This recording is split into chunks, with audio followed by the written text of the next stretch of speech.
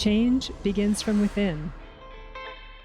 As easy as it is to look outside of ourselves and want the world to change, the truth is, it never will if we remain the same. This podcast was created for changemakers like you who want more love and connection in your community. Today, you are going to hear stories that will inspire you and also challenge you to be the change. We are going to go deep, my friend. So take a deep breath and settle in. My name is Emilia Tamburini. Welcome to the Circle of Change. Hello, dear listener. Welcome to the final episode of Circle of Change. It's surreal that this creation is coming to an end. I definitely have not felt it in my body yet, but I will create the space for that when it's time. I don't have a long story about why this show is ending. The fact is, we're ending this show because I know it's time to do so. I feel it in my body. I am being pulled to take my work out into community, and I have learned to listen to the pulls and the places of resistance. As always, I encourage you to do the same. So that's it. That's just time. If you are listening to Circle of Change for the first time, welcome. We have some amazing episodes for you to delve into. I'd like to recommend that you simply start at the beginning and go on this journey with us. I'm so glad you're here. Today, in this final episode, I want to leave you with a message that I'm bringing out to the world on stages and in immersive experiences and retreats. And that is that we are responsible for creating the world that we want to live in. It has been the message of this podcast since the beginning, and I know it still needs to be heard. I see so much external head-centered action that is being taken, and the time for that way of being is over. I'm not saying we don't need our brains. We do. But the distinction here is that we have been letting our heads lead, this mechanism that is designed to protect us at all costs. And this has closed off our hearts. The future, the now, is calling for us to reverse this experience and let our heads be led by our hearts. This is the way that we will get to connection. This is the way that we will heal divides and actually achieve equity, inclusion, and belonging. That is the way you will also find so much more satisfaction in your life, this one life, this precious time and space for you to live your purpose and be the very best version of you. So please bring with you to this circle our agreements of curiosity, of an open mind and heart, and of a radical acceptance and self-love. Let's settle in with a poem from a man you've heard lots from in this circle. As I shared in a previous episode, working with Richard Wagamese for one magical weekend had a huge impact on my life. I'm honored to leave you with his words as we close this chapter of being together. Take a moment to settle yourself, feel your feet on the ground, feel the earth underneath you, and connect to your breath. Take a big belly breath in through your nose and exhale, letting out what does not need to be here with you today. Take a few more breaths in, steeping in the energy of gratitude for this moment, for your life, for all that is around you, regardless of how it feels. This is a reading from Richard's beautiful book, Embers. You can't test your courage timidly. You have to run through the fire, arms waving, legs pumping, and heart beating wildly with the effort of reclaiming something vital, lost, laid aside, or just plain forgotten. When you do that, you discover that we shine most brightly in community, the whole bedraggled, worn, frayed, and tattered lot of us, bound together forever by a shared courage, a family forged in the heat of earnest struggle. Thank you, Richard, for all the gifts that you have brought to this world. Cultures of belonging are what I'm speaking about over the next month to various organizations and companies across this province. Cultures of belonging accept people as they are. And to do that, we need to give people the opportunity to grow a body that will be okay with differences. Most diversity, equity, and inclusion initiatives don't work because they have primarily been a head exercise, asking people to reflect on their knowledge and how they are being, to identify where their biases are, but not creating the spaces to recondition their bodies. We cannot do reconciliation and inclusion in our heads. It has to be an embodied experience so people become less reactive when they are faced with adversity or differences. I have seen programs start without even taking inventory of what is. Why? Because most people will go into their own trauma response of fight, flight, freeze, and fawn, and be incapable of taking in the facts. That shuts everything down. But sitting with the truth of what is an essential part of the process. Just like we can't do reconciliation without the truth. From there, these programs often launch into what needs to change, and from there, maybe some subcommittees are created to tackle each area that comes up. But then what happens? All of the issues that were trying to be resolved show up in the small group dynamics.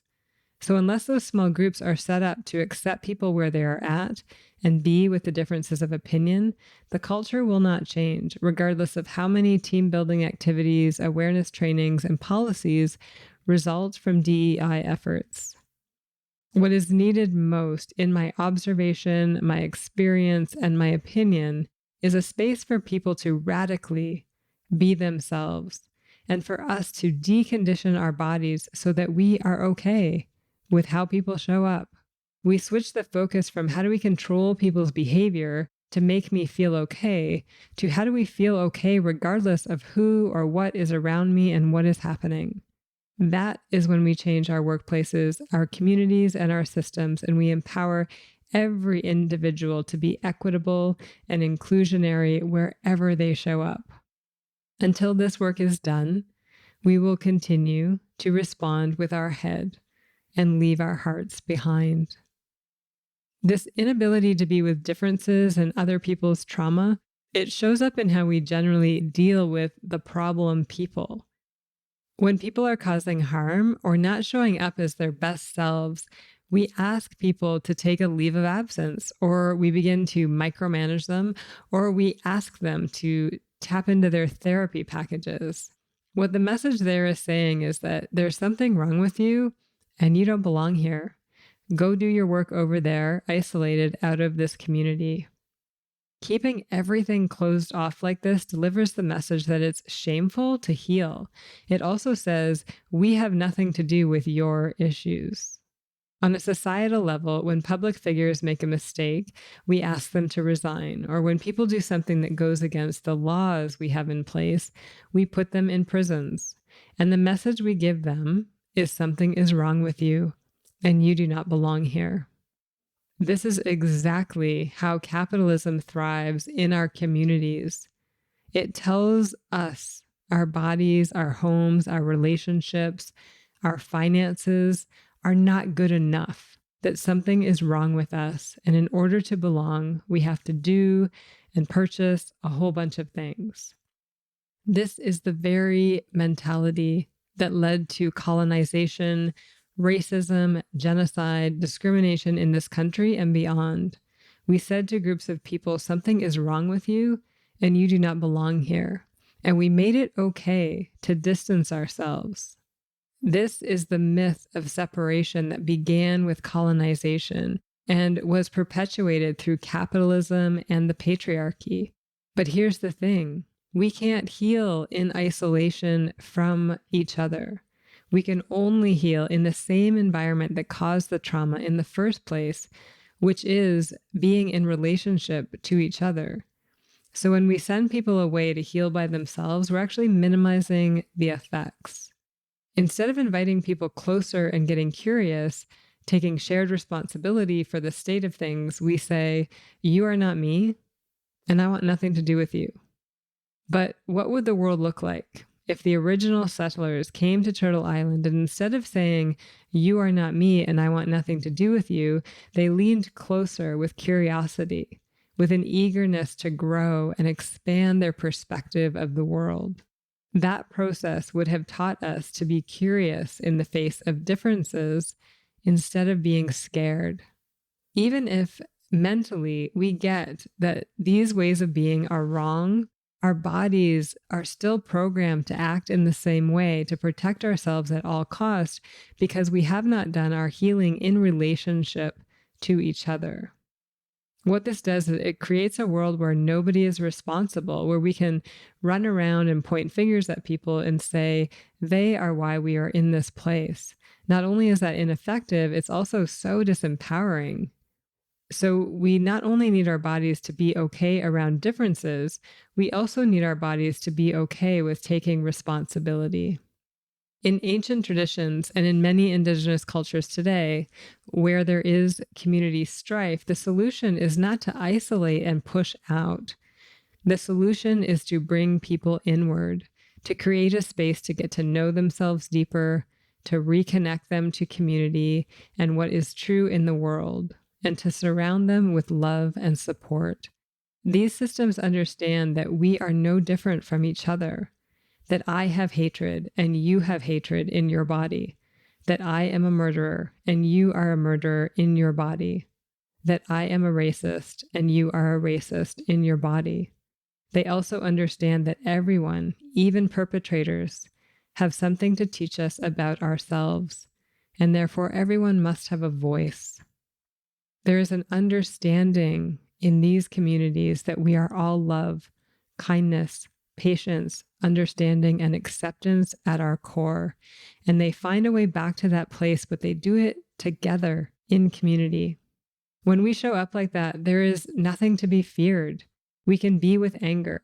We can be with differences and sadness and all the emotions that have had us putting up walls and checking out. And we can use these circumstances of differences as a mirror for ourselves to keep getting to know ourselves deeper. We can also celebrate our differences and stand in deep curiosity, wanting to know what everyone's special gift is and how we can create environments for them to give these gifts to the world. So these are the questions that I have for you today. Are you okay with people not behaving the way you need them to behave? Are you okay with not caretaking other people and instead giving them their power back?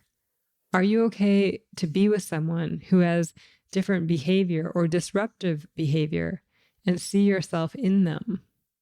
Are you okay to listen to the people that have harmed you and have them listen to you in return? I want to share with you my dream. I believe in my heart that if we sat for 1 hour a day in community each day and shared our stories from our heart, we would save a ton of money personally because we wouldn't need to spend it on all the external things that make us feel like we're okay and that we belong. Workplaces would spend less money on absenteeism and quiet quitting and all the behavioral issues that take companies away from truly making a difference, including wellness packages. Local governments wouldn't be so consumed with all the complaints and people arguing over who is more right. They would have so much more capacity to serve, which is why most people go into the roles of public service. The circle is the only space I know that brings to life all of what I'm speaking of here. It says to each person, you have wisdom, you have gifts, and all of you is honored here. It also says you are responsible for what is created here. And it reminds us that we are all interconnected, that your story is my story. When we know that about each other, we are not going to be so threatened by each other. And we're not going to want to isolate ourselves from each other. Now, I know there's a lot of great work being done to support people in this way, and I'm not negating what you're doing and what many others are attempting to do through the systems that currently exist. This is an evolutionary process. And if your community, your organization, your family is trying to solve its problems through external means, this is the chance to pause and ask yourself, how committed are you to actually creating something different for yourself and others? This work is not easy, but it is so darn worth it. Not only do we create the world we want to live in, but you emerge with true, authentic power to create anything that you want. You'll have more energy, your life force will return, you will become unshakable, unstoppable. And what seems overwhelming now becomes one of the many things you can't wait to dig into. You have more joy, deeper connection, intimacy, and satisfaction with life every single day, no matter what happens in your world. That is my dream, that one day we will all walk around supporting each other to be the best version of ourselves. When somebody is acting from fear, whether it's a stranger, your mom, or a colleague, that you could lovingly call them in and create an opportunity for them to heal and evolve.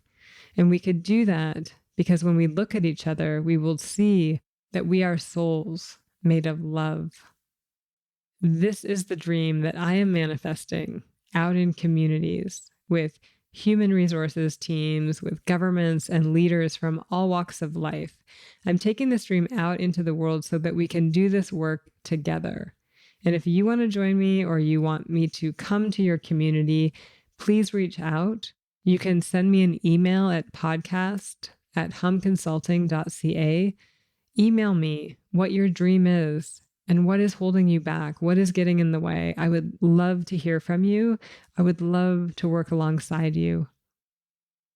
I am delighted to say that we started Reclaim Your Life Force today, and I'm jazzed about the leaders who have said yes to this journey. I am imagining the ripples going out from here as they courageously prioritize their own journey of self-discovery and deconditioning. As we close out in this final episode, I have a few special thank yous. Mary Chan, this podcast would not be what it is without you. Thank you for your endless support and for ensuring that you, the listener, has the best listening experience possible. Mary's top-notch, and she's a warm, encouraging soul, and I recommend her to anybody who wants to get their message out into the world. Thank you also, Roland, for creating the beats for this show from your heart. Thank you as well if you became one of our Circle of Change supporters. Your financial support meant so much to me and helped keep the light on here and in my heart. And for those of you who left a review, thank you. And don't stop. The podcast will remain on all platforms. So please re-listen, share, write reviews on Apple, or leave a message on social media. Let this circle continue its impact in the world. And finally, to you, thank you for being here, for listening so intently, for staying open to seeing the world through a different lens, for being willing to sit in the discomfort and learn more about yourself in the process. I have loved your comments, your emails, your voice messages, and your energy, which I feel every time I pick up the microphone. You have made this circle what it is, and I am grateful for your presence. Keep listening to your body. Keep shining your light. The world needs it right now. And in shining that light, feel it reflected back on you. Accept it. Receive it into your heart. I love you, Changemaker. Ciao for now. I'm now passing the talking piece to you. If you feel called to put your voice in the circle, please head to humconsulting.ca/podcast and share your story there. I cannot wait to hear what has come up for you as you have listened to what has been shared here today. I wish you love and joy beyond your wildest imagination. Thank you so much for being here in the Circle of Change. I also want to express my gratitude to the following peeps. Circle of Change is recorded on the ʷəŋən territories, and I am so grateful to live on this land. Our opening and closing music was created by the talented E-Roll Beats. You can find his creations at erollbeats.com. And special thanks to my coach, Mary Chan of Organized Sound Productions, for bringing this podcast to life. Until next time, ciao.